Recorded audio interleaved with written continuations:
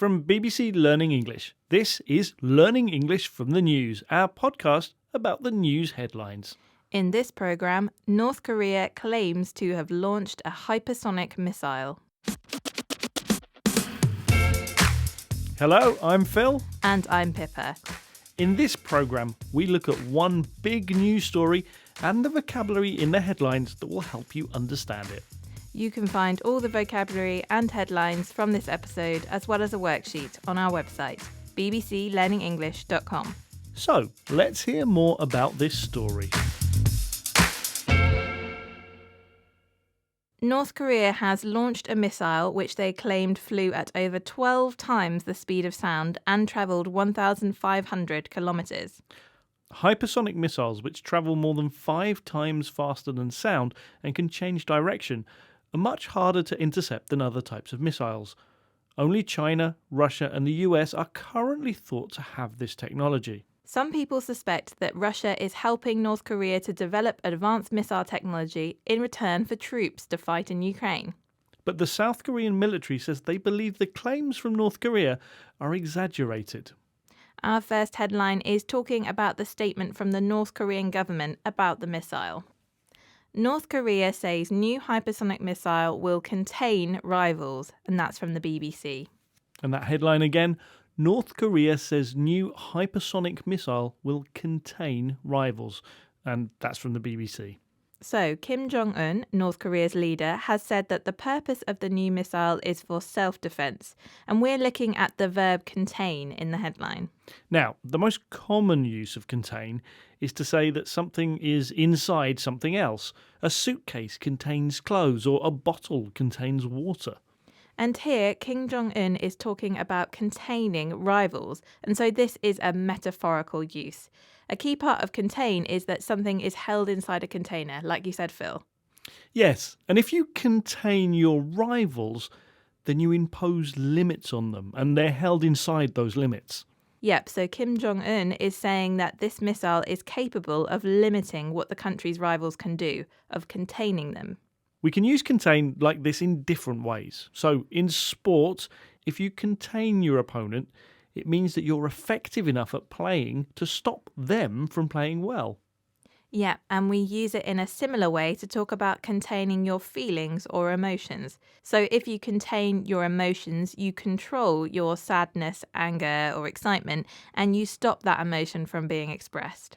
And another example, vaccines and lockdowns are both ways used to contain a virus, to limit its spread and control it.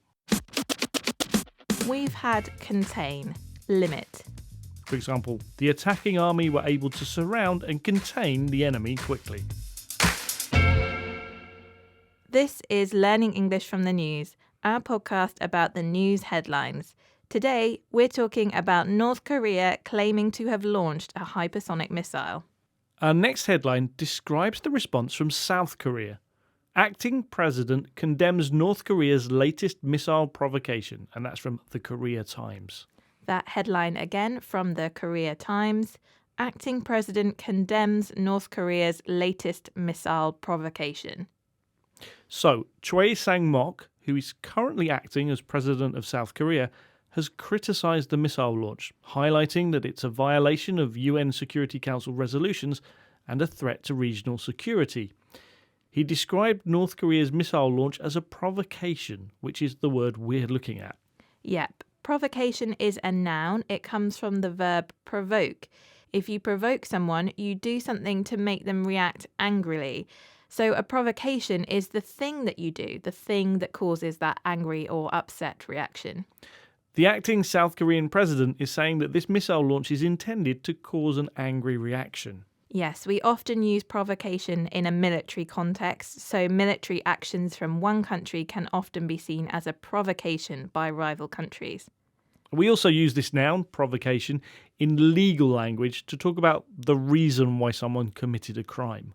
But in everyday language, we usually use the adjective provocative to talk about something that will anger or upset people. We don't usually use the noun provocation. Okay, so we've had provocation, an action that could lead to an angry reaction. For example, the military exercises near the border were the provocation that led to war. This is Learning English from the News, our podcast about the news headlines. Today, we're talking about North Korea claiming to have launched a hypersonic missile. We've seen that the South Korean authorities believe the missile was a provocation, but they've also said that North Korea's claims might not be completely true. And that's what our next headline is about.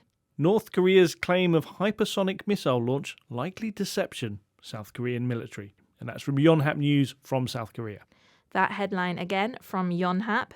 North Korea's claim of hypersonic missile launch, likely deception, South Korean military.